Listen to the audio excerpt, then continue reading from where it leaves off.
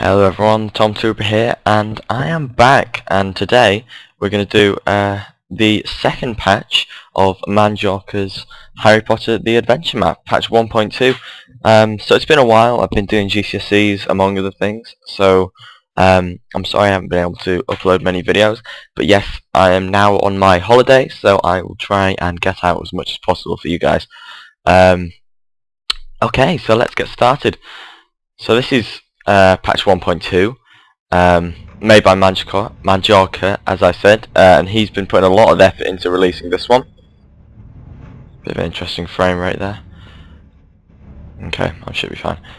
Right, so we're on a train, I believe, at the minute. Let's just read all this. Read all the signs to get the best experience. I'm just going to turn that sound down a little bit. It sounds like it's quite loud to me.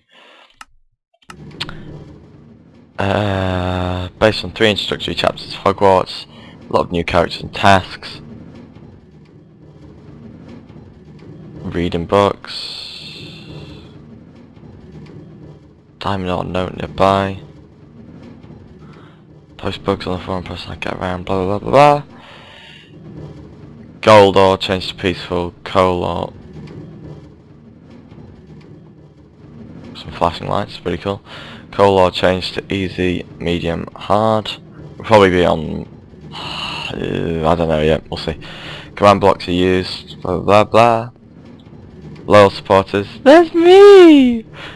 Yeah, so I've been sticking around with this map quite a lot, waiting for him to get back, and he has got back and he is doing it now, so I'm looking forward to playing this, and I'm looking forward to giving a bit of feedback towards it, but nevertheless we should get back to this. Keep within the map's boundaries, story oriented. You are Harry Potter in the start of year 1. We have got a set of notes which I will be reading at points, so we shall continue. If you don't agree, you fall down. Okay. You can skip the story part of the notes, just follow direction. I like these flashing lights, they're very clear.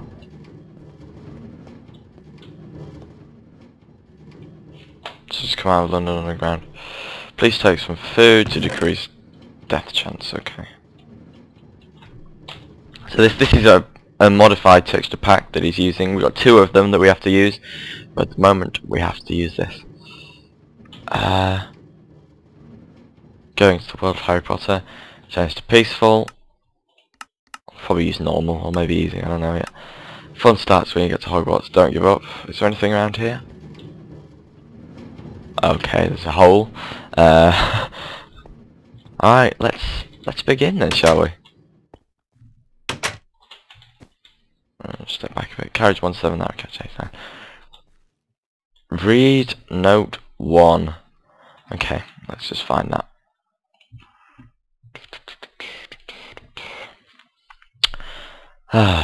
Harry stumbled into a train, a shocked expression still delineated on his young face. Wow, he said, looking around curiously. The carriage that he had entered appeared simply quite normal, like a train he'd usually travel on in fact, but there was still a magical essence lurking in the air. A group of students, each of whom looking much older than Harry, passed him in the tight corridor. 2 of them were hosting red and gold ties, the other 3 blue and white. I know that you're crushing on Snape, Woody, it's obvious. Extra potion classes? Especially strange for a lion like yourself, said one, his blue as the ocean and white as the snow, tie waving around, dancing to his movement. Another chuckled. My potions teacher is actually Professor Maria. You like her then? I mean, she only looks like death herself. Their chuckling faded away as they emerged, eventually disappearing down the corridor. Harry was completely deluded to what they were all discussing about. Professor Snape, potions, he pinched himself, making sure that it wasn't all just a dream. The only result he got from it was a little ow from his frail lips. He then walked down the corridor in search of an empty compartment. The all-revealing storytelling compartment doors depicted a lot of older Hogwarts students, each conversing with their allies about how much they disliked their axes. Harry, though, as of yet, knew no one. Eventually, after walking past 3 full carriages, he reached a 4th. A sign revealed it to be Compartment 4.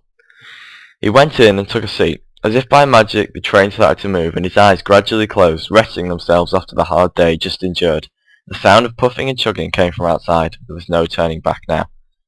So basically, I think we need to go down to compartment 4. So it's blocked off this end. Hogwarts, please mind you. Oh.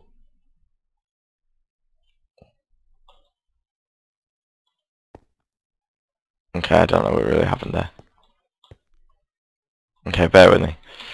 Right, sorry about that. Here's my advice to you with this map. Don't get curious. Don't go that way. That transported me to Hogwarts, I think. And it took me a while to get back here, so don't go that way. Anyway, onwards. Ooh. So that must be retextured nether star then.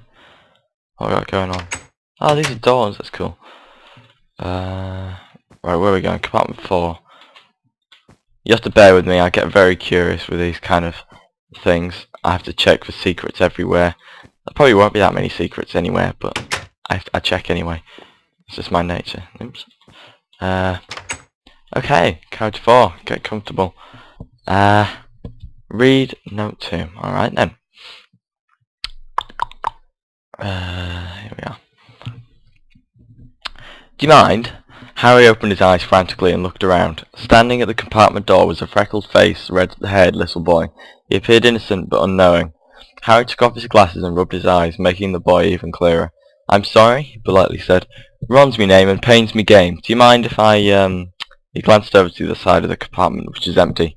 "Sit with you? Everywhere else is, full," he said. His accent was that of a Cockney, trying to make a good first impression to Harry. Harry smiled and nodded. "Please come in. It would be good to have someone else here." Although Harry was used to being alone, who wouldn't be after living with the Dursleys, he did enjoy company. It was rare, though, that he got it. Ron's face digressed to a much more happily lively expression, and he came in, placing himself on the seat parallel to Harry.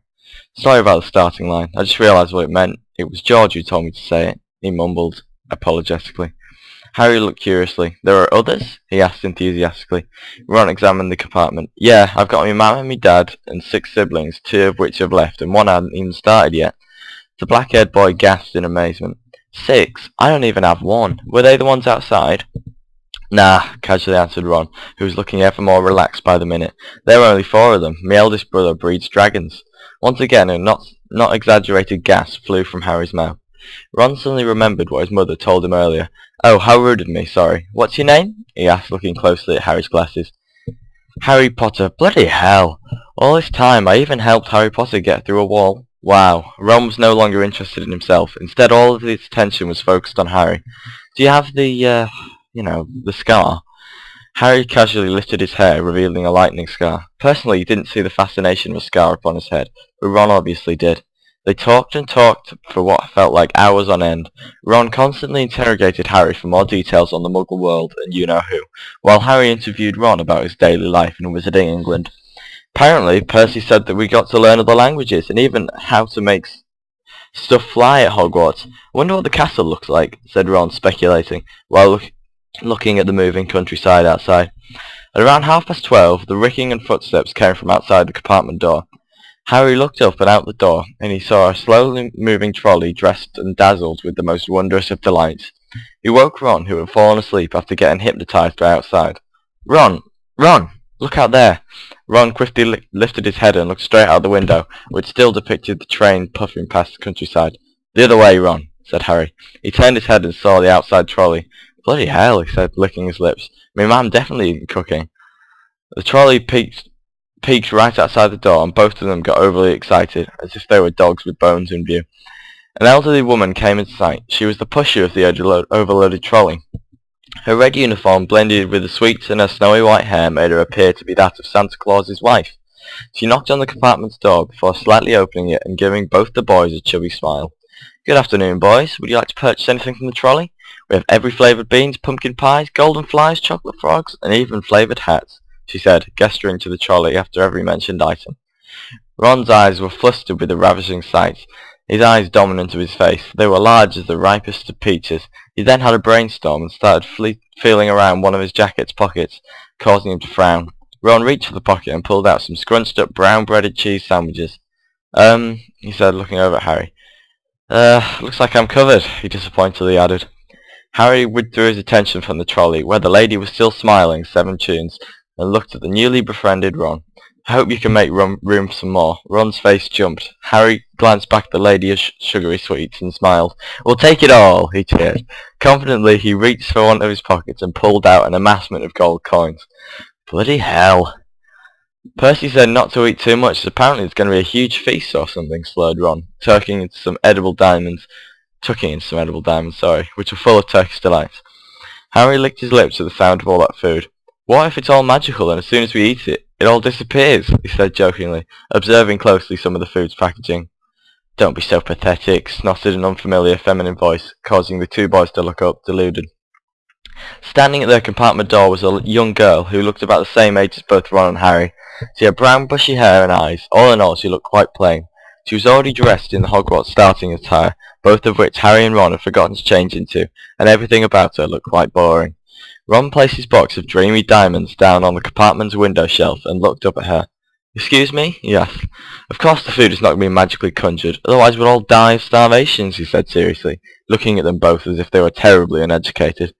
And you are? Ron asked in a rude tone, while Harry kept silent in his corner. Hermione Granger. Harmonica? Isn't that a music thing? The girl let out a large, stressed breath. You mean musical instrument? She corrected. I said that my name was Hermione, not harmonica, although you may not realize there is a difference. Ron looked angry. So, Hermione, what brings you to our the train's compartment, said Ron, trying to put on a formal voice. Hermione shrugged off Ron's arrogance. A boy named Neville has lost his toad. And you want us to find it? Isn't that great, Harry? He turned to his friend. First day on the job, finding a frog. A toad, interrupted Hermione. It could be anywhere on the train, and apparently he's giving away a rare wizard card as a reward. Ron's eyes shot open at the sound of a wizard card. Meet him and me in compartment 5, if you happen to find it, that is, she ordered, before turning around and leaving. Come on, Harry, let's go get that poor toad. It'll be an adventure, said Ron, and the 2 of them left their peaceful carriage. Quite epic, that note. So basically we need to go and find this toad. But I think for now, we might leave it here for the first episode, as we set out to find Neville's toad. So thanks for watching. If you want this map yourself, go download it on the Minecraft forums. I'll put a link down in the description. And this has been the Tom Truth Pet, and I will see you next time. Goodbye.